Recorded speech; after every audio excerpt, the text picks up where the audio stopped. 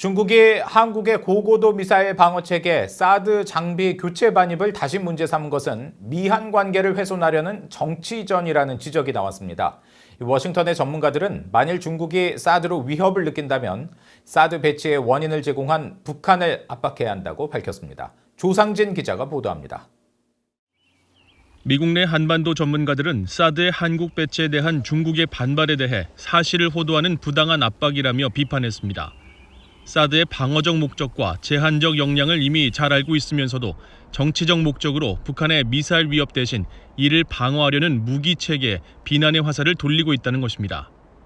존 틸러리 전 주한미군 사령관은 VOA에 동맹이 한국민을 보호하기 위해 가장 성능이 뛰어난 최첨단 미사일 방어 시스템을 제공해야 하는 것은 당연한 것이라며 사드 배치는 북한의 핵과 미사일 위협이 없었다면 필요하지 않았을 것이며 따라서 중국은 한국의 방어 약화를 노리는 대신 북한의 비핵화를 시도해야 한다고 지적했습니다.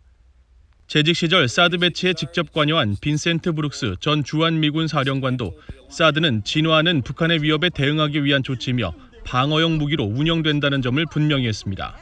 The alliance decide for itself, I think, yes, these things could be applied. THAAD itself is and will remain a defensive system. 군사 전문가인 브루스 백톨 엔젤로 주립대 교수는 대부분 사실로 드러난 신종 코로나 바이러스 감염증 관리 부실 책임으로 세계적 비판을 받고 있는 중국이 미국에 비해 입지가 약화됐다고 느껴 사드 문제를 트집 잡으려 했을 것이라고 진단했습니다. 그러면서 중국이 한국이나 미국을 공격할 계획이 없다면 방어 시스템에 대해 이토록 반발할 이유는 없다고 강조했습니다.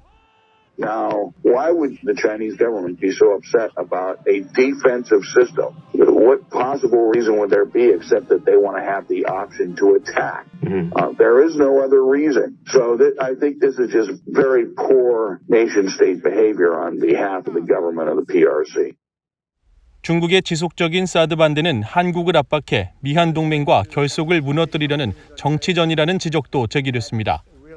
브룩스 전 사령관은 지난 2017년 한중 양국이 합의한 사드 추가 배치 불가와 미국의 미사일 방어체계 불편입, 한미일 3국 군사동맹 불가 등 이른바 3부 런측은 사실상 합의가 아닌 중국의 일방적 지시에 가깝다면서 사태 해결을 위해 한국 정부가 중국의 압박에 적극 대처해야 한다고 강조했습니다.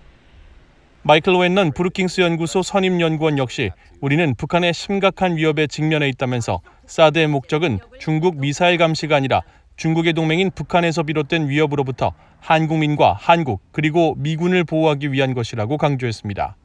VOA 뉴스 조상진입니다.